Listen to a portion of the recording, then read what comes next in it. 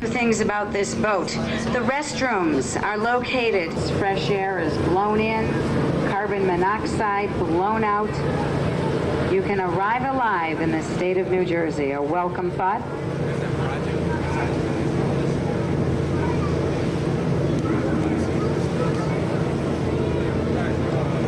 There will be opening in 1 minute.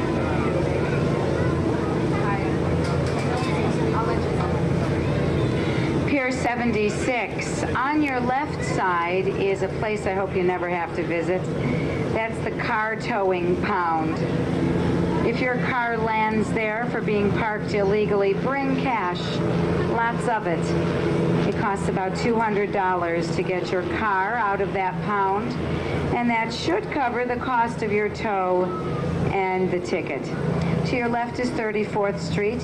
Halfway across, you'll find Macy's at Broadway, and at 5th Avenue, the avenue that runs right down the center of our island, dividing it into East Side and West Side.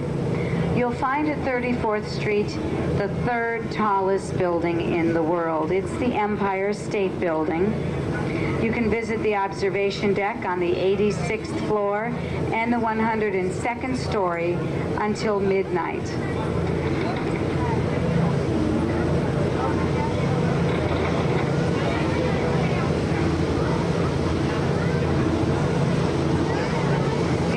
State Building was the tallest building in the world when it was completed in 1931, a title it hung on to for over 40 years.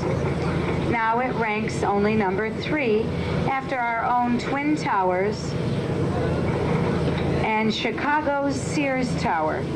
The bow of the ship is open now, ladies and gentlemen, and if you'd like to, you may step down to the front of the ship.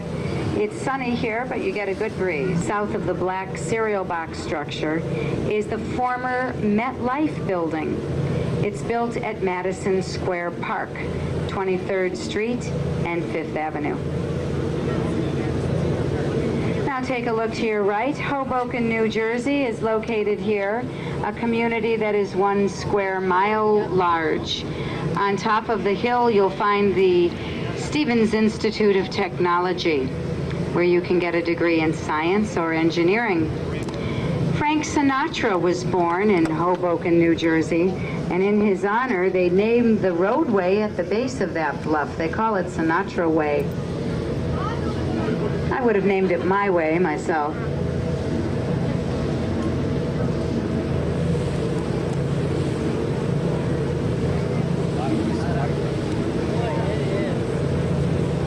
Take a look back to the Manhattan side. There's Pier 57, the green marine and aviation pier. It's not used any longer. The second pier south of Pier 57 is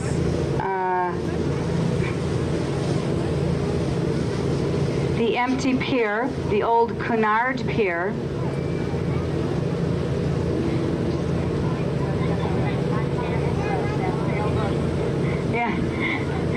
It's directly to our left now. The second pier south of Pier 57, the old Cunard Pier. That's where the Queen Mary and the Queen Elizabeth would arrive at the turn of the century.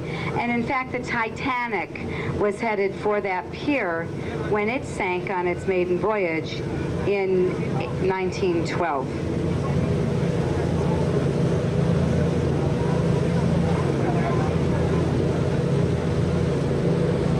Before the grid system of parallel avenues which run north and south, and perpendicular streets that run from river to river. Greenwich Village was settled in the early 1800s. It's a network of tangled streets.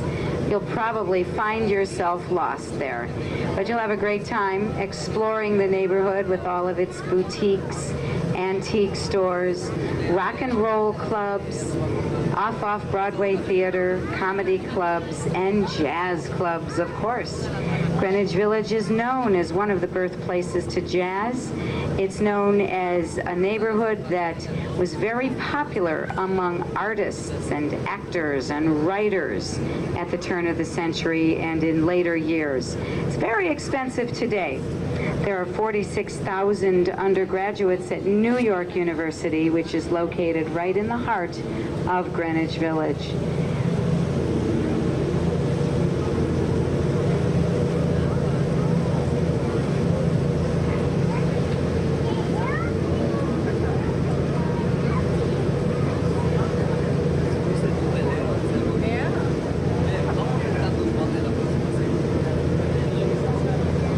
Has gentrified over the last 30 years.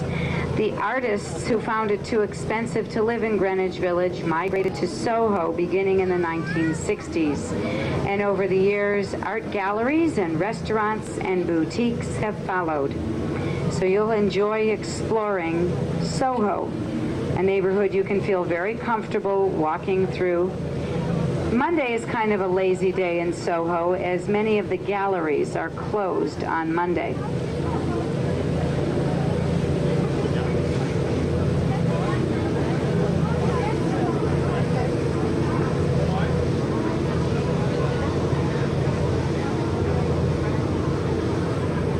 Take a look to your right and left, and you'll see the air ducts for the very first underwater vehicular tunnel. These are the Holland Tunnel air ducts at the end of the piers. The tunnel opened in 1927. It was built by Clifford M. Holland. The chief engineer died 2 months before the tunnel opened, and it bears his name. You enter onto Canal Street in Manhattan when you come through the tunnel. And the neighborhood south of Canal Street is called Tribeca. That stands for Triangle Below Canal. Tribeca. We have a fascination with abbreviations here. It's a neighborhood that is in the process of gentrification. You'll find Robert De Niro's film studio and his Tribeca Grill leading the way.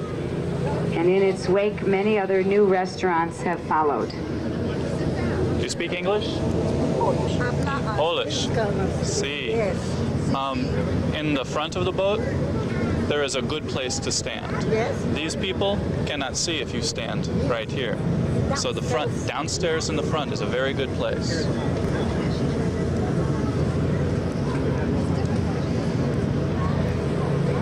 Now, as you look to the left and you look along the Manhattan shoreline, you'll see that our tall buildings are located uptown or midtown at 34th Street and 42nd Street, and down here in front of us now at the southern tip of the island. And that's because the very bedrock of our island, which supports our skyscrapers, falls into a deep valley in between these 2 points. At the southern tip of the island, this bedrock, called Manhattan schist, rises high to the surface, and it provides the perfect foundation for the World Trade Center towers.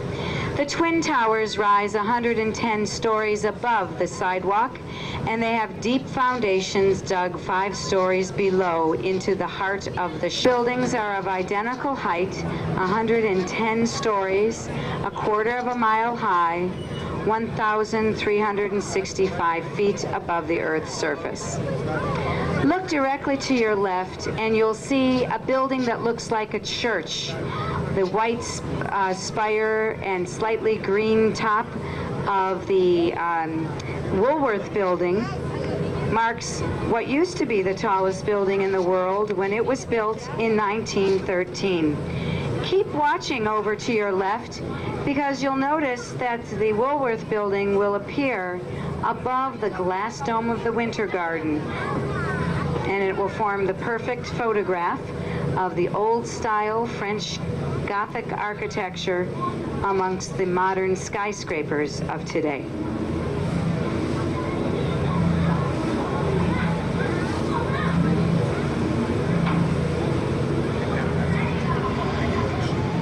Take a quick peek to your right now, and here we have some of the redevelopment of Jersey City, New Jersey. This is Harbor Side. These are the back offices of many of the financial concerns in Lower Manhattan. And the Colgate clock marks the spot where there was a toothpaste factory. It moved to Kansas City, Kansas. We kept the clock. Mm-hmm.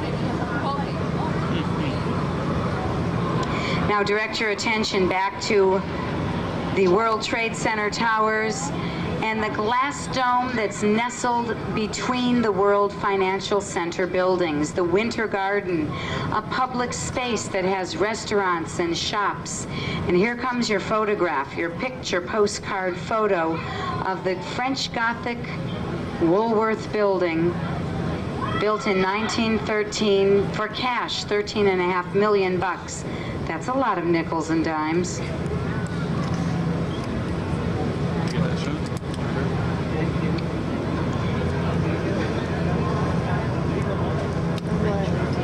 25% of Lower Manhattan is built out of landfill. This is a recipe of rock, rubble, garbage, and schist. And that's not a dirty word. That is that bedrock I referred to earlier that is the found from Wall Street.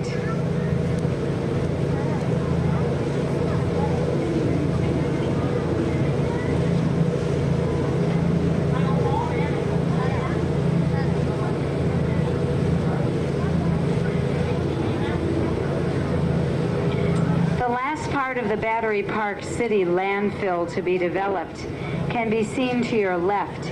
You'll see the orange construction netting along the shore, and that marks where they're continuing with the park, and it's the site for the future Holocaust Museum. It should be opened in about 2 years.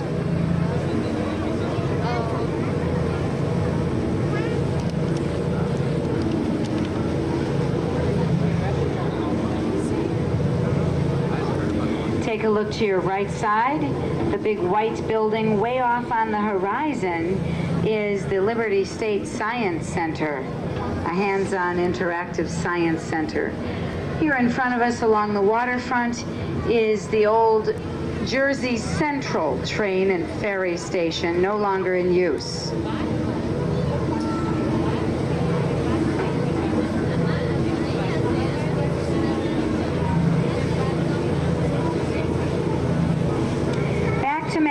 You see Battery Park, the southernmost tip of the island. Nestled among the trees is the round fort, the one with the American flag flying above it. That's Castle Clinton, no relation to Bill. It was named for DeWitt Clinton, the former governor of the state. Castle Clinton was built in 1806 to protect our harbor, but in later years it was used as a theater, as an aquarium, and perhaps most importantly, as the immigration station for New York before Ellis Island opened in 1892.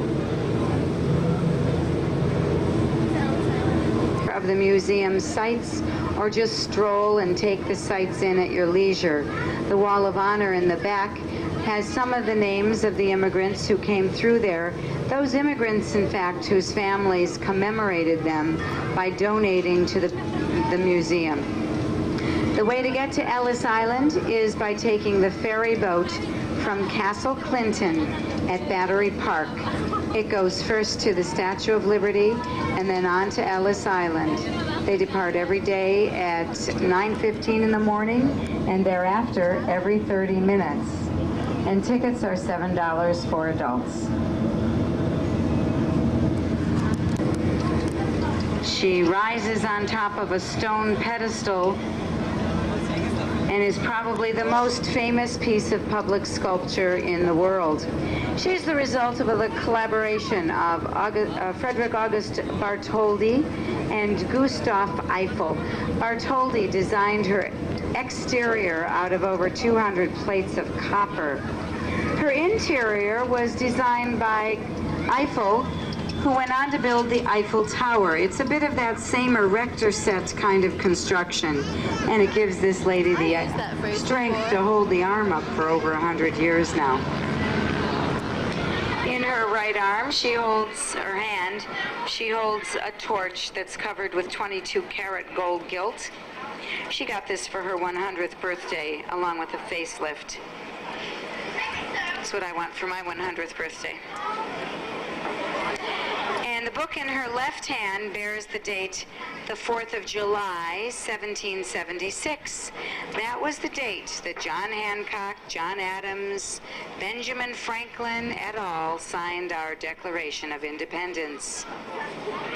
Now, the highest point to which the public is welcome is the Crown.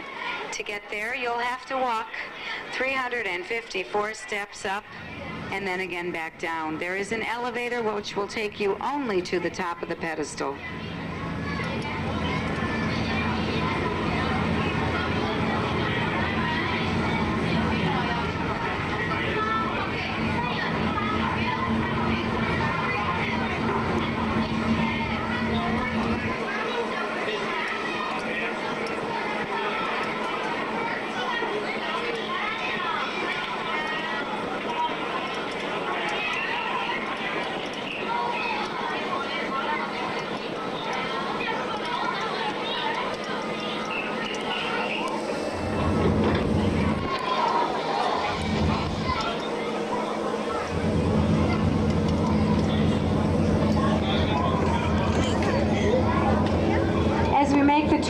Look off to your right and you'll see Port Liberté, a cluster of condominiums, as well as the cranes that rise in Port Bayonne, New Jersey, where the shipping industry is still alive and well. And off now to your right and in front of our ship, you can see the longest suspension bridge in the United States. It is the Verrazzano Bridge. This is your best look right now at the Verrazzano Bridge off to your right. It was completed in 1964. It connects the borough of Staten Island with the borough of Brooklyn on the left side. It is 90 stories high, and its center span is 4,280 feet.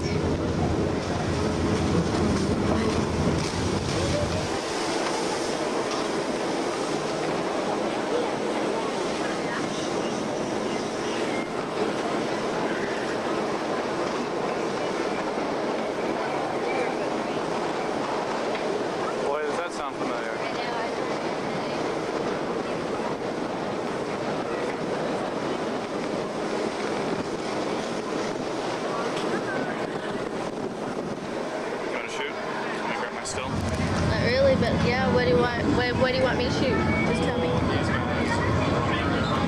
Statue. Okay. Did you find her? Well, there's 2 levels now. She's died in the sun.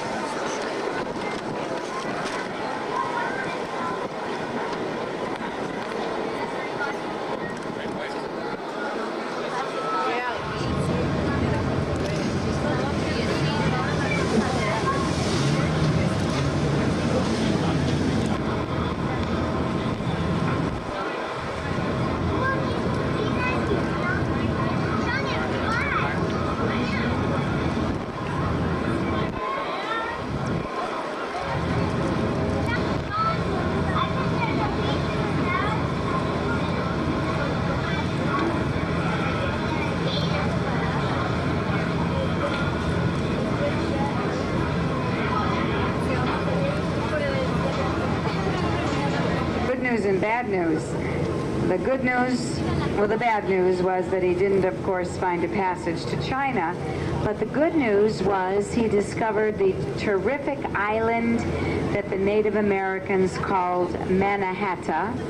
That means land of the hills.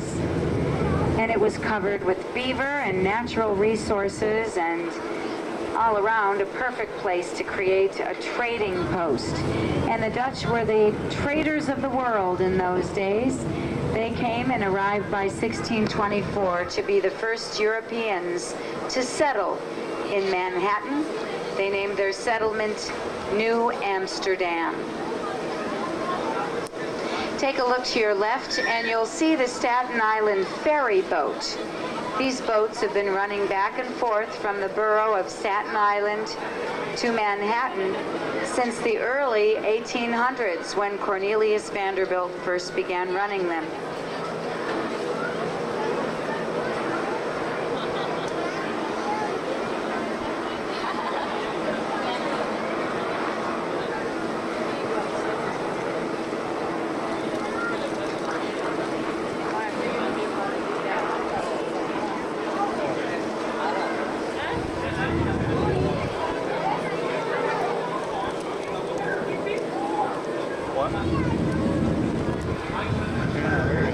When the English took over New Amsterdam and they named it New York, Oh, I missed. Oh well. they named the island to your right the Governor's Island. And it was Yeah, there when we that went- the British we went by governors it, would spend the summer sails months were down. enjoying these delicious breezes that we're experiencing today. That was the one the guy was telling The us about. Americans always used this island to our right as an army base, but in 1966, the United States Coast Guard took over. Very peacefully, I'm told.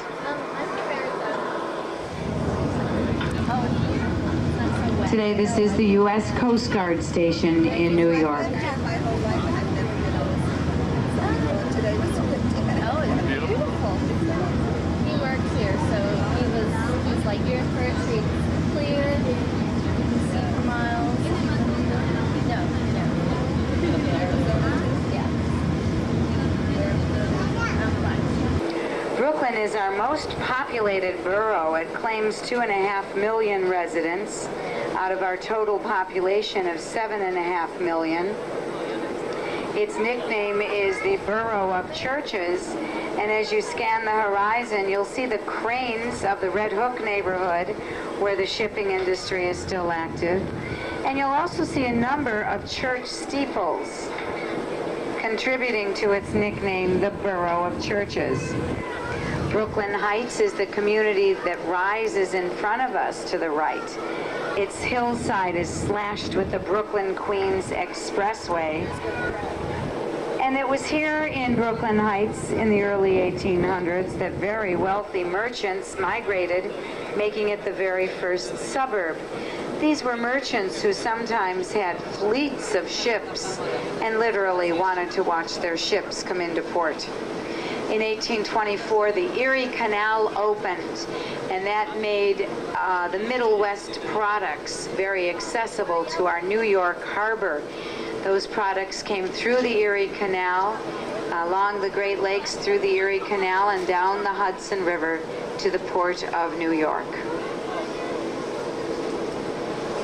So although the shipping industry has changed considerably, in the early 1800s, certainly New York was one of the most important harbors, and this lower part of Manhattan grew up as a result or in response to that harbor life.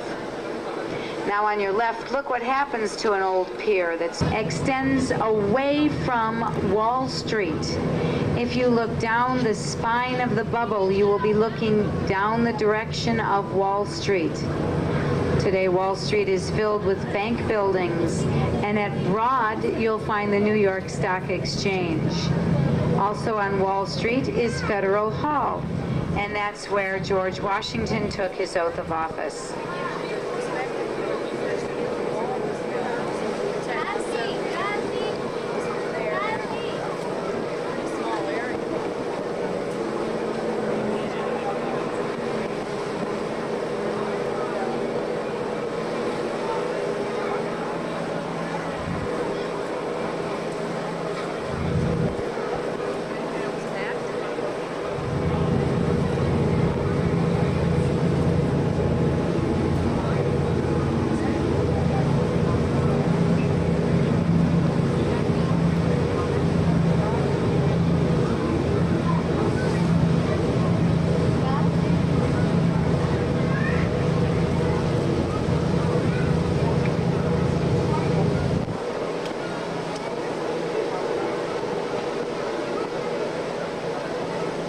So midship now gets the view of the spire of Trinity Church at the end of Wall Street.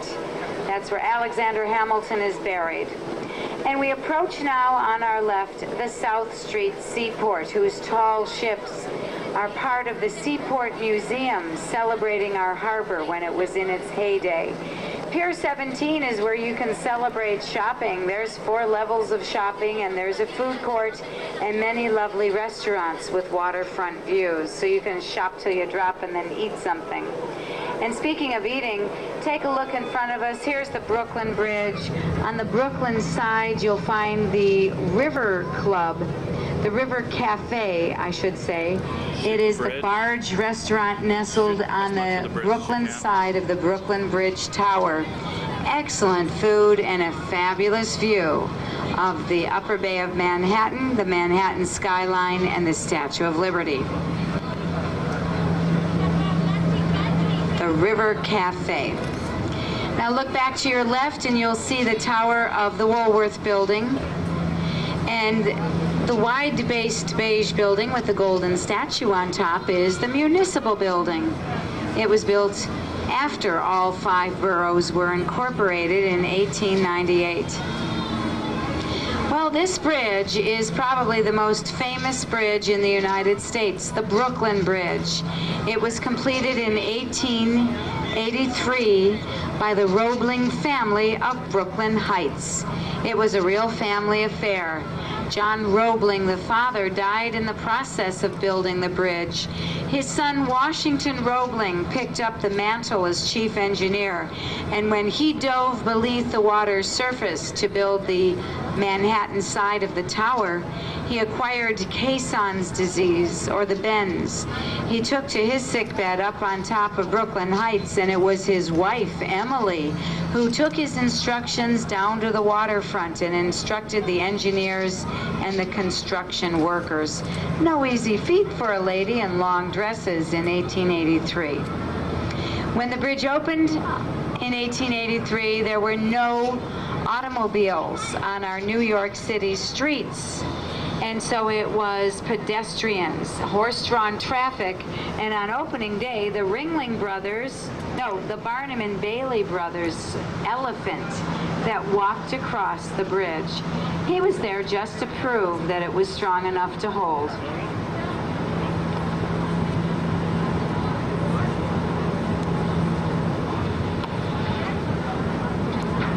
On your right side, you'll see the Fulton Ferry Landing. Before there were bridges, the way to Brooklyn was by the ferry boats.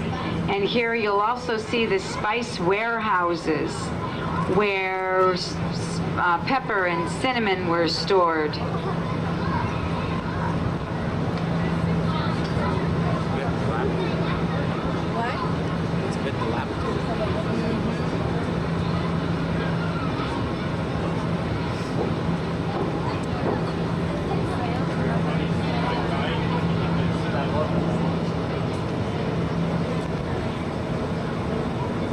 By that time, certainly there were automobiles on our streets, trucks, buses, and the subway system had opened in 1904. So this bridge accommodates them all. When you cross this bridge and enter Manhattan, you'll be on Canal Street. And then you're going to be in the heart of Chinatown, a very exotic part of the city where you can enjoy a multitude of different Asian cuisines. And of course, great buys on your tourist t-shirts and baseball hats and authentic fake Gucci's, Rolexes, and Cartier watches.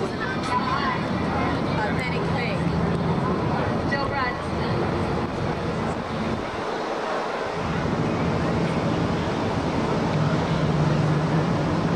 New York City is run by electricity, and I must say that Con Edison has been keeping us plenty cool. We've been running our electricity in an extraordinary amount the last week with this heat wave. On your right side, you'll see the electrical plant where the electricity for the subways are produced. There are 12 separate electrical plants scattered throughout the city that service the 5 boroughs. This is the Kent Avenue Brooklyn plant. Be a good place to check.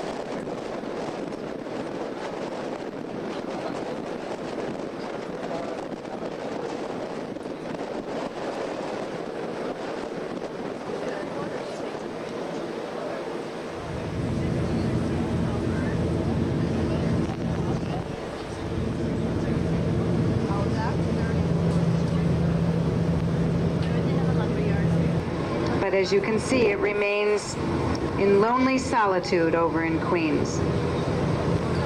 Now on our left side, we have the hospitals all along First Avenue. And once again on 34th Street here, you have the Empire State Building.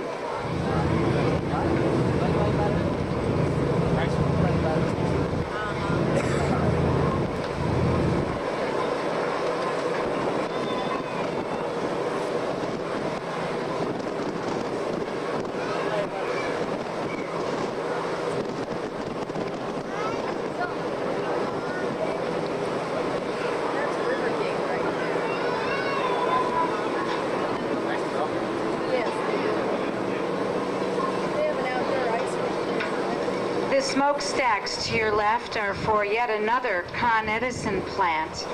And now emerging behind them is my favorite skyscraper in Manhattan, the Chrysler Building, which was completed in 1930. Its needle nose exposed steel exterior is in an Art Deco design. They're doing a little work on the facade there, so you'll notice the orange chambers. And the General Assembly building will emerge with a brown dome on its roof. The UN was built here along First Avenue on land that was purchased by John D. Rockefeller Jr., old stockyards. He purchased them and donated them to the development of the United Nations complex here in New York. Now, this is not considered part of the United States. It is international domain.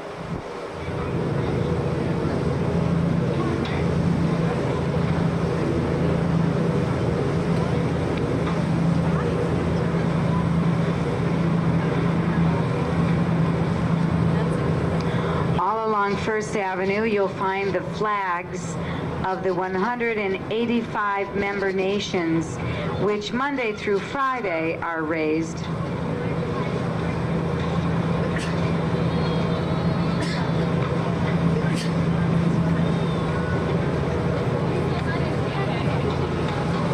You can enjoy tours of the UN in your language. They offer multi-language tours Monday through Friday, 9 to 5.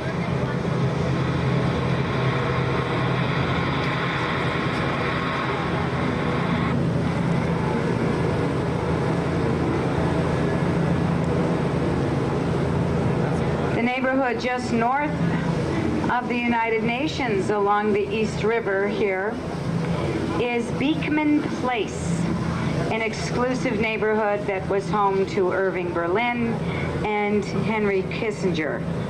Now here on your right side, nobody lives any longer in these ruins of the old smallpox hospitals.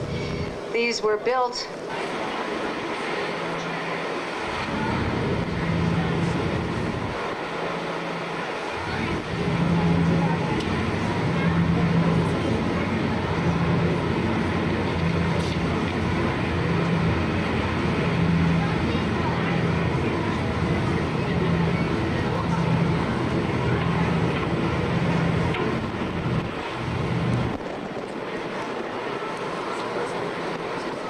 long-term patient.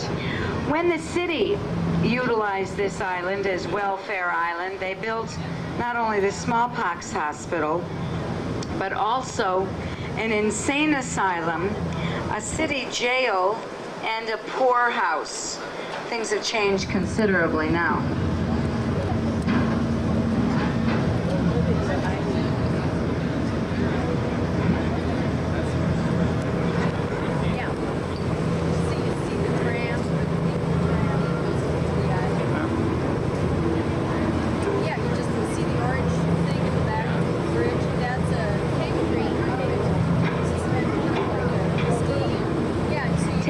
to your left, this cluster of townhouses that you see is called Sutton Place.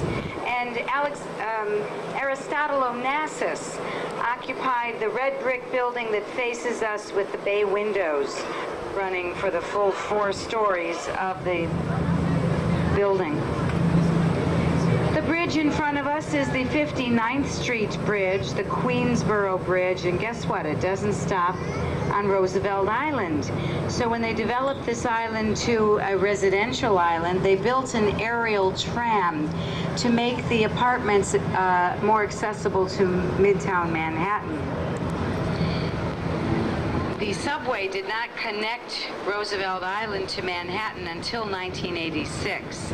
So look up, and as we pass the 59th Street Bridge, you'll see the tram cable in the air. It connects, and there goes a tram car right now. Look to your left and look up. Connects 60th Street and 2nd Avenue. It costs $1.40 for the tram ride and 25 cents now for the little red bus that'll take you up to your apartment if you don't want to walk the rest of the way, which opened in 1986.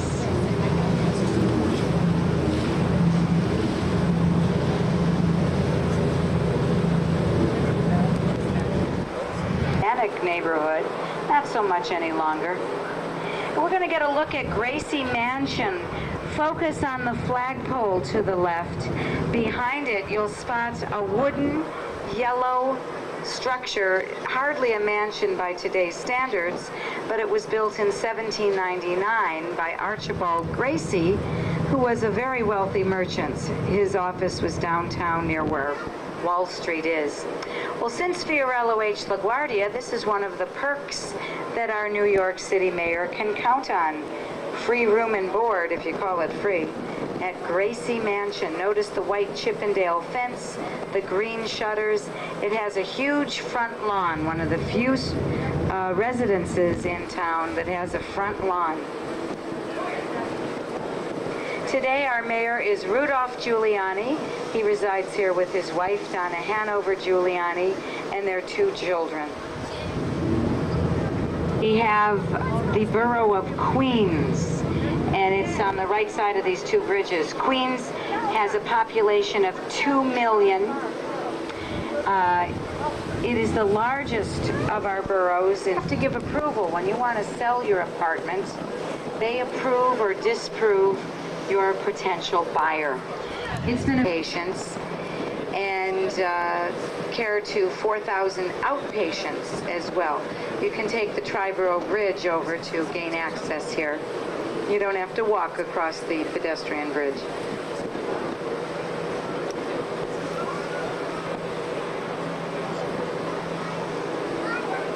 So the subway opened in 1904.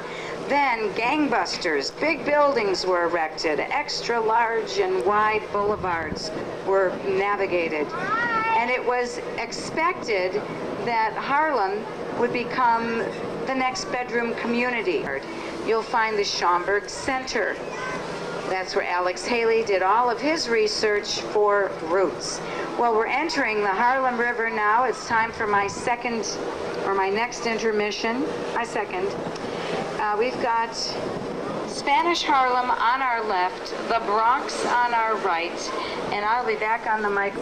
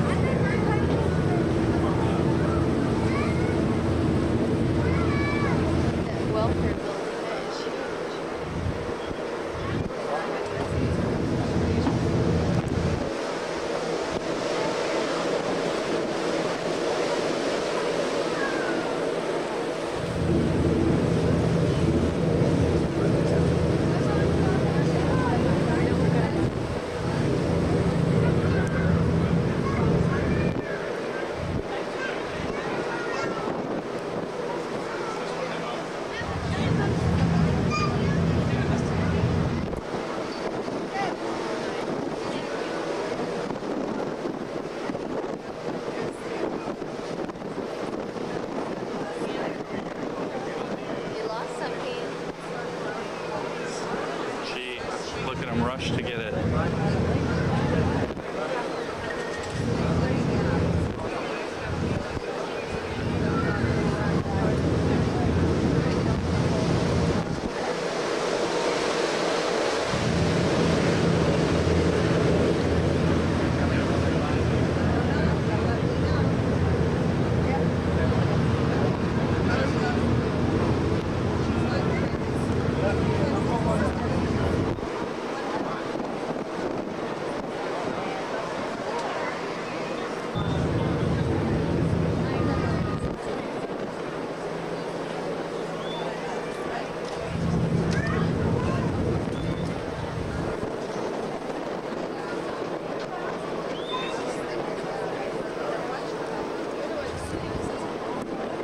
Stadium in the Bronx. To your right. Yanks are in second place right now. We believe they're still tied for second, about 5.5 games out behind Boston. And they're playing Milwaukee. I've got sandals here.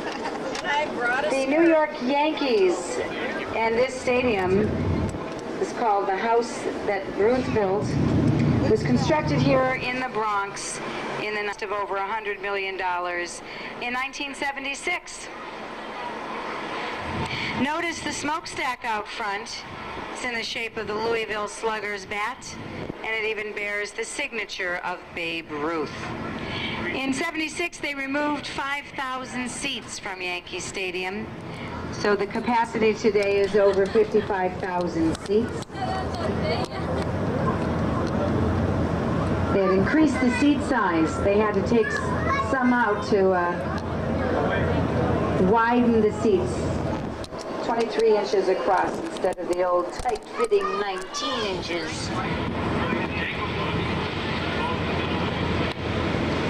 So the New York Yankees teams have marched some pretty great heroes through that stadium on the real grass that it boasts. Joe DiMaggio, Roger Maris, Mickey Mantle, Reggie Jackson, and many more. And let's hope that our boys in pinstripes claw their way back up to the top of the American League East this season. Hear, hear. Here, here. Well, when they weren't playing at Yankee Stadium, when it was under reconstruction, they...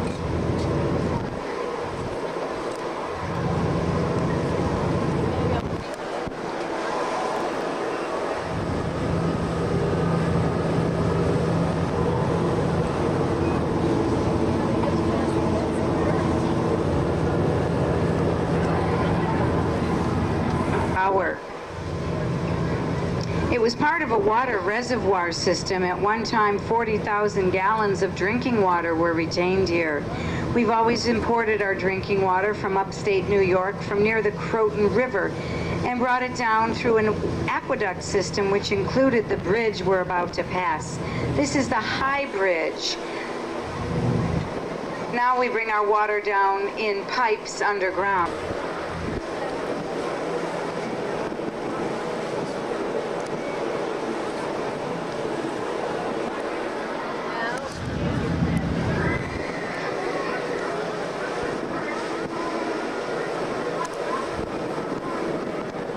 Big doings going on here to your right.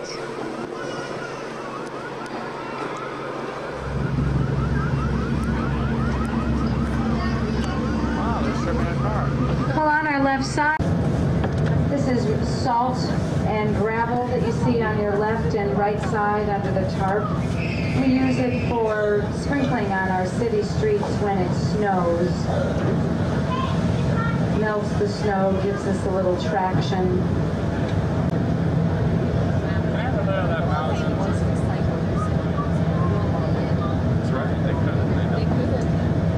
This is the Broadway Bridge. It's the extension of the longest, oldest road in Manhattan. The Broadway Road, or street, or avenue actually, cuts from the lowest tip of Manhattan Island all the way up to this, the northernmost tip.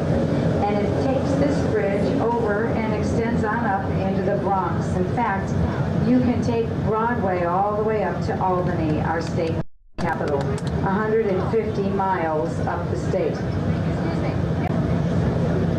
Up on the left, you might be able to glimpse the blue seats of Baker's Field, now named Ween Stadium, after the generous donation of Lawrence A. Ween. This is Columbia University's football field to your left through the trees. And now on your right side, the JFK High School has a very extensive outdoor track and football field. Notice that there's a train track along the waterfront. The Metro North comes along here, and in a moment they're going to pass through a rock. The train can pass right through this rock known as Split Rock. And Columbia University students painted a giant letter C on the facade of this rock. They say it took them 10 years to complete because the cops were determined they shouldn't hurt themselves hanging off the side of the rock. I'm glad they finished it. After all, C stands for Circle Line.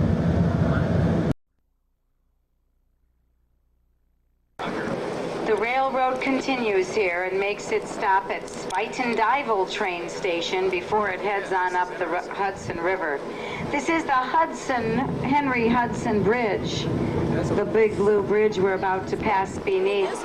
And opened for us, mercifully, is the Spuyten Duyvil Railroad Bridge, named for the spitting devil, or the sulfur spring that was up in this neck of the woods at one time, which burbled forth its sulfuric, gaseous, noxious smells.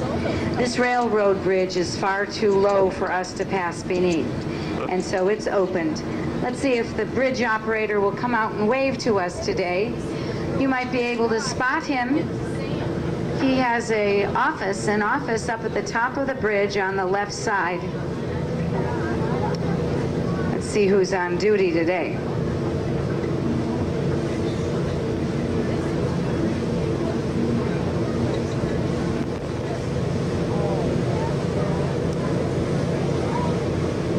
Look up, look back. It might be Frank. Let's see. Can't see. Anybody there? I couldn't see.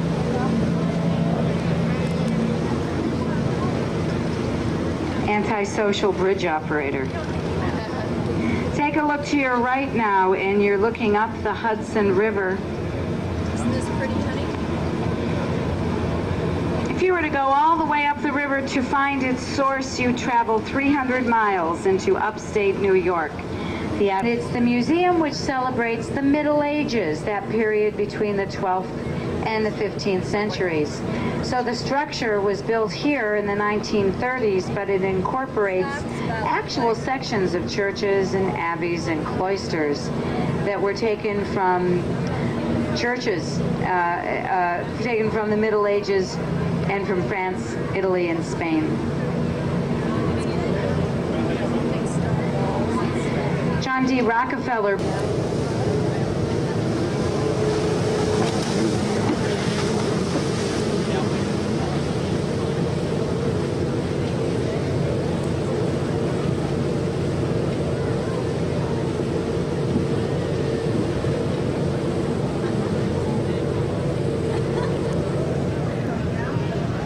Of the United States is entombed there, along with his wife Julia.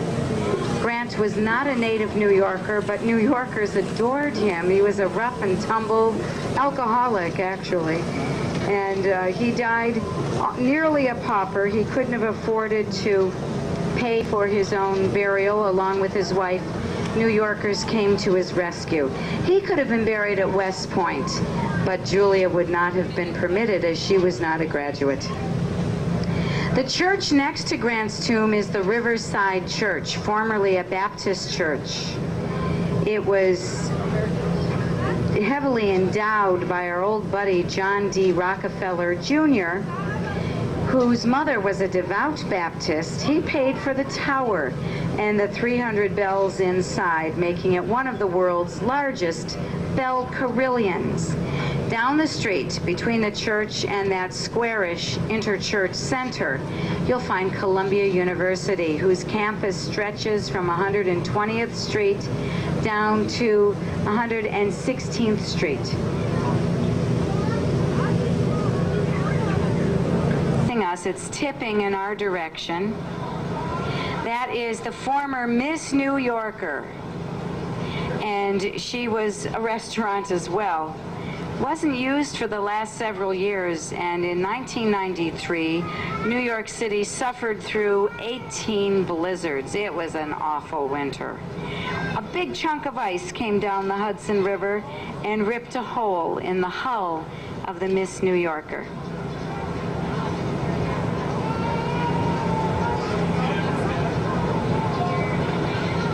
And there she lays. Anybody want to start a restaurant? I think I could get you a pretty good deal.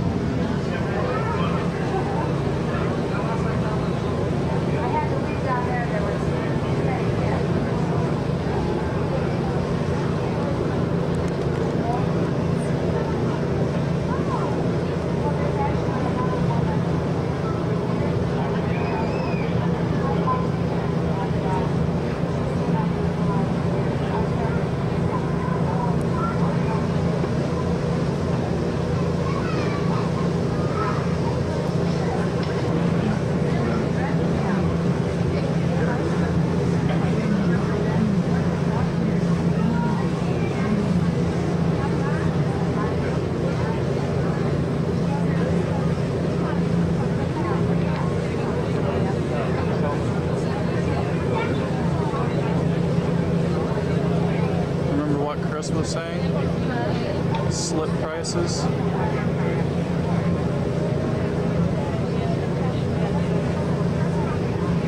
Building with the powder blue trim, and that's the facility where All My Children is filmed Monday through Friday.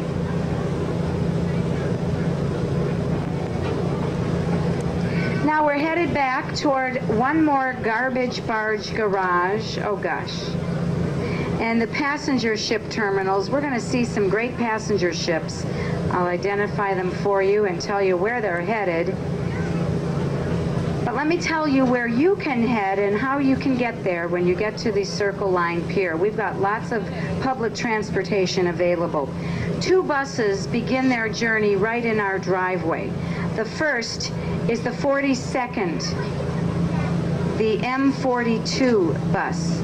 And that goes across 42nd Street from river to river, from Circle Line over to the United Nations. Ask the bus driver for a free transfer, and that way you can intercept any intersecting avenue bus. Submarine in there, there's its stack. It's right in front of the Edson. You still have time to board those ships. Today, the museum stays open until 6 o'clock. They always stay open a little later on Sundays. Well, folks, I want to thank you all for joining us today. I'd like to thank our crew as well, our captain, Joe Tierney, our first mate, Leon Weber, Peter Mita, Tom Vaughn, and Walter Grell on deck and in the engine room. They have all conspired to make this a very smooth sailing. And at our concession stands, thank you very much to Nicole, Jenny, and Dana, who have kept our whistles wetted today on this very hot day. And thanks to you folks. It wouldn't have been the same without you.